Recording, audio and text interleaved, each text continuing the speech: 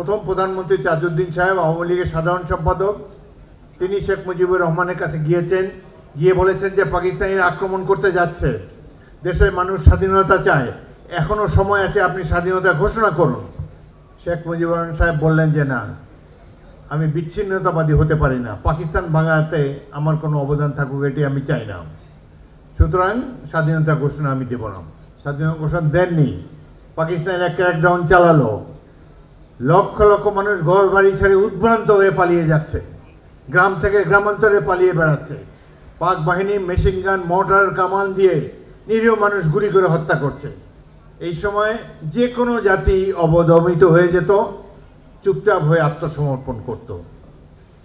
এমনই এক মহেন্দ্রক্ষণে জনগণের পক্ষে মা বোনদের ইজ্জত রক্ষার জন্যে, দেশের মানুষের জীবন রক্ষার জন্যে বিপুল প্রতিরোধ গড়ে তুলেছে ইস্ট বেঙ্গল রেজিমেন্ট। এই সময় স্বাধীনতার ঘোষণা দিয়েছেন মেজর জিয়াউর রহমান। এটি হলো প্রকৃত সত্য, যে ঘোষণায় জাতি উদ্দীপ্ত হয়েছে, অনুপ্রাণিত হয়েছে। হাজার হাজার ছাত্র যুবক ঘর বাড়ি ছেড়ে দৌড়ে এসেছে যে যুদ্ধ করবে। আপ্লুত, আবেগ আপ্লুত হয়েছে। ইস্ট বেঙ্গল রেজিমেন্ট আমাদের কাছে অত্যন্ত প্রিয় একটি নাম। এই নাম হৃদয়ে ধারণ করেছি। যেদিন থেকে কমিশন পেয়েছি সেদিন থেকে মৃত্যু পর্যন্ত আমার হৃদয় লালন করবো ইস্ট বেঙ্গল রেজিমেন্টের নাম। আমি তো ভাগ্যে বিশ্বাস করি। এখন 82 বছর বয়স হয়েছে, মনে হয় যে নিজের ইচ্ছায় কিছুই করি নেই, উপরওয়ালাই পরিচালিত করেছেন। ডেস্টিনিতে যা লেখা আছে সেভাবেই সময় যাচ্ছে। কোনোদিন সামরিক বাহিনীতে যাব চিন্তা করি নেই। ফুটবল খেলা নিয়েই ব্যস্ত ছিলাম। ইতিমধ্যে জগন্নাথ কলেজে একজন অধ্যাপকের লেকচারারের চাকরিও পেয়েছিলাম, যোগদান করব কিনা ভাবছিলাম। সিভিল সার্ভিস সিএসএস পরীক্ষার জন্য প্রস্তুতি নিচ্ছিলাম, পরীক্ষাটি দেওয়া হয়নি। আমার পিতার খুব ইচ্ছা ছিল সিভিল সার্ভেন্ট হব, পরীক্ষা দেওয়ার সুযোগ পাইনি। পাকিস্তান জাতীয় ফুটবল দলের খেলোয়াড় ছিলাম। ফুটবল ফেডারেশনের সেক্রেটারি হলেন মেজর মোহাম্মদ মালিক, পাঞ্জাব রেজিমেন্টের একজন অফিসার। তিনি 2 বছর ধরে আমার পিছনে লেগেই আছেন, আর্মি জয়েন করো, আর্মি জয়েন করো, নাথিং লাইক আর্মি। এক সময় মনে হলো যে কিসে পরীক্ষা দেব, কত আর পড়াশোনা করব, ফুটবল খেলেও টায়ার্ড, যাই সেনাবাহিনীতে যাই। তখন বয়স হয়ে গেছে অনেক। আমার যারা ক্লাস ফ্রেন্ড তারা 29 PMA-তে গিয়েছে আমার 7 বছর আগে। তারা 61 সালে জয়েন করেছে, আমি গিয়েছি 68 সালে। আমার বন্ধুদের ক্লাসমেটদের 7 বছর পর আর্মি এডুকেশন করে। এডুকেশন কোর কী জিনিস তাও জানি না। আর্মিতে আমার কোনো ক্লোজ আত্মীয় স্বজনও নাই। ভেবেছিলাম যে মিলিটারি একাডেমি কাকুলে গিয়ে বোধহয় পড়াতে হবে ছাত্রদেরকে। তারপরে সেখানে রোমান উর্দু বলে একটা ভাষা আছে, এটাও শিখাতে হবে সৈনিকদেরকে। তো কিছু না বুঝেই ফুটবল ভালোভাবে খেলতে পারবো এটা চিন্তা করে আর্মিতে জয়েন করলাম। ওখানে গিয়ে দেখি এডুকেশন করে সব চুল পাকা ক্যাপ্টেন, মানে ব্রিগেডিয়ারের কোর্সমেটরা ক্যাপ্টেন এখানে এডুকেশন করে। আমার তো মন খারাপ, আমি আর্মি ছেড়ে চলে যাব এরকম ভাব। এর মধ্যে আমার যে প্লাটুন কমান্ডার, তৎকালীন আর্টিলারির মেজর রাহাত আমানুল্লাহ ভাট্টি, পরবর্তীকালে ব্রিগেডিয়ার অবসরপ্রাপ্ত, তিনি আমাকে বললেন, you goofy, who told you to join education core?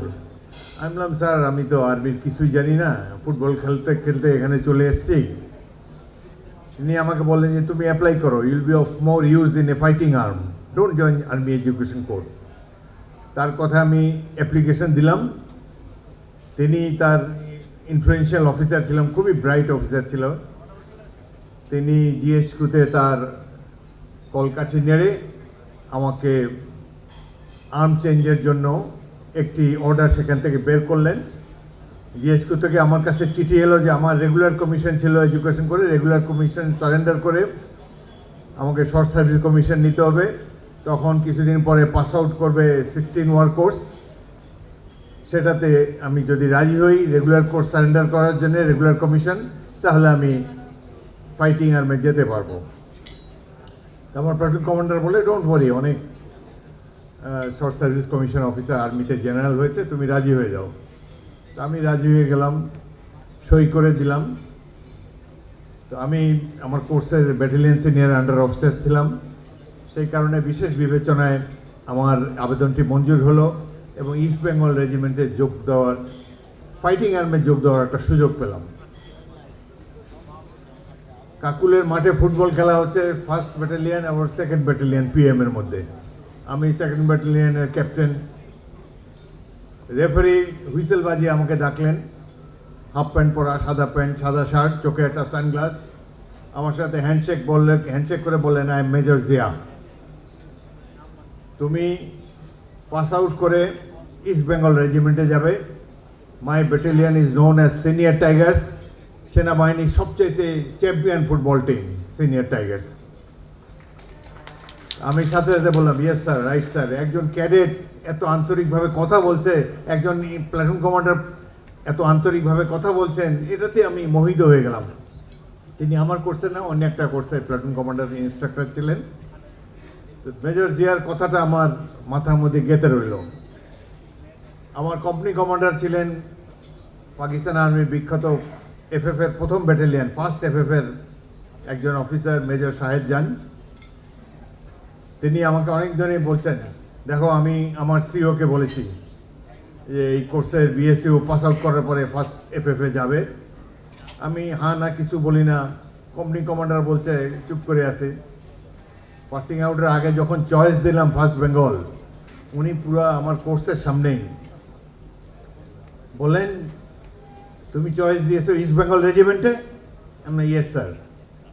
বলে why you'd like to join a new regiment, ওখানে কেউ চিনবে তোমাকে? Why you want to join East Bengal regiment? আমার মুখ থেকে বেরিয়ে গেল, because sir I am a Bengali, I am from East Pakistan, so I join East Bengal.